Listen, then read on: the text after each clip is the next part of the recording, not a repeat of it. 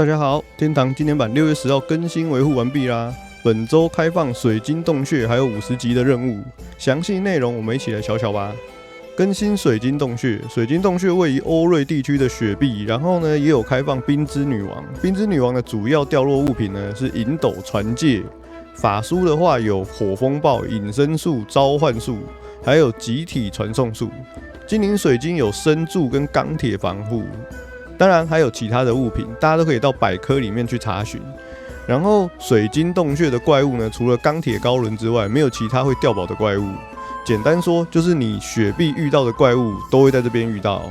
接着就是50級的任務，全職業開放50級任務，王族、騎士、妖精都在威頓村找 NPC 瑪莎，法師則是在象牙塔找 NPC 塔拉斯。接着就是各職業的任務獎勵，跟以前橘子版的完全不一樣。騎士沒有不會壞刀的黑炎之劍了，妖精也沒有赤焰之弓跟赤焰之劍了，王族也沒有超強的黃金權杖了。50級任務除了王族多了一個法術之外呢，全職業都是贈送鞋子，然後全職業的鞋子防禦都是減3，安定值都是+4。王族的任務獎勵：神翼長靴，額外魅力+1。勇氣長靴是騎士的任務獎勵，額外近距離命中+1。塞菲亞長靴是妖精的任務獎勵，額外+1遠距離命中。最後一個是瑪納長靴，就是法師的任務獎勵，+2魔力回復量，跟以前橘子的版本的任務獎勵根本就不能比。再來就是工作室跟外掛玩家最愛的網咖黃金羽毛活動。在線上每12分鐘可以獲得2個金羽毛，每天最多可以獲得240個金羽毛。獲得的金羽毛可以到華島或者是奇岩村金色羽毛收集加兌換獎勵。其實就跟之前抽瑪納魔杖一樣，有3種箱子，分別是耀眼、華麗、神秘。3種箱子都會依照幾率有機會獲得各自的幸運箱，還有畢克斯的補給包裹。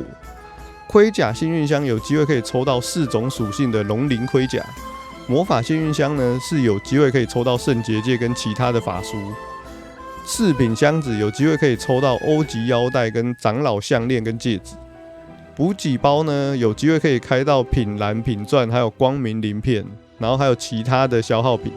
飾品跟盔甲的效果在畫面上，請大家再自行觀看。這個應該也算是現金裝備吧？還是說黃金羽毛是 bonus 給的，所以就不算是現金裝備呢？官方昨天在 QA 表示將針對主要裝備與技能或魔法道具的取得難度及途徑進行改善優化。今天我們就看到改善的方向了，只能說恩熙大哥還是我們心中的那個恩熙大哥啊。每次檢討後調整，就是不會讓大家失望。你以為他下次不會再這樣做，但他每次都還是會這樣做。接着就是莫瑞塔的全新開始，簡單說呢，就是奇岩村不再販賣5房卷了，調整在肯特村、染柳村跟楓木村販賣5房卷。這個調整應該是在為了之後的工程站做準備，不然城主的稅收要哪裡來？最後就是新增網咖專用的販售物品，新增火靈、水靈、地靈、風靈4種屬性的戒指，每個戒指都可以用畢克斯的羽毛300個進行兌換，就是白羽毛。每個戒指呢，每個賬號可以兌換2個。恩熙你就差心靈戒指，不然就可以召喚地球超人了嘞。其他改善事項：冰石高輪、鬼魂、雪怪的水晶手套掉落率提升。它依然沒有寫說掉落率到底提升到多少，或者是提升多少掉落率。再來呢，就是經典商城的更新，除了65塊台幣無限購買地間記憶書戰鬥強化卷之外呢，還有恩熙最喜歡的韭菜盒冰之女王方塊，每組方塊65塊台幣，每個賬號每周可以購買10次。我們就直接來看這個方塊內容物的幾率吧。寶石箱的幾率是40%。其實還算蠻高的，雖然有60%都是消耗品，但拿到寶石箱的幾率跟之前的方塊比算是很不錯了。然後寶石箱的內容物幾率跟以往的是相同的，高品質寶石都是1%，品質寶石都是5%。接下來呢，剩下的都是一般寶石嘛，全部都是19%。這些就是本周的更新內容了。然後呢，水蛇伺服器就在今天更新不久就把冰之女王打倒了，恭喜水蛇伺服器，但不知道有沒有出寶就是了。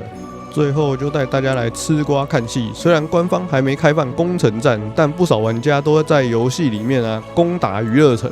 然後呢，這就是發生在戰神伺服器娛樂城疑似可能或許出現的詐賭情況。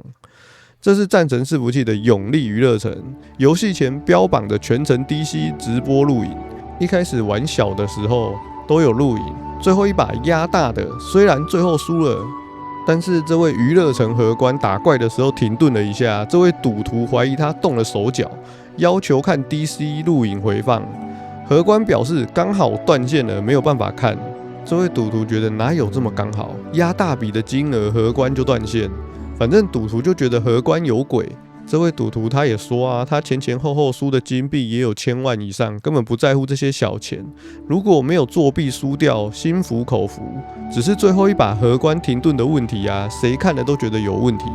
然後呢，還不給看錄影回放。總之，這位賭徒他就覺得自己被娛樂城養豬套路了。大家一起來看看這段錄影。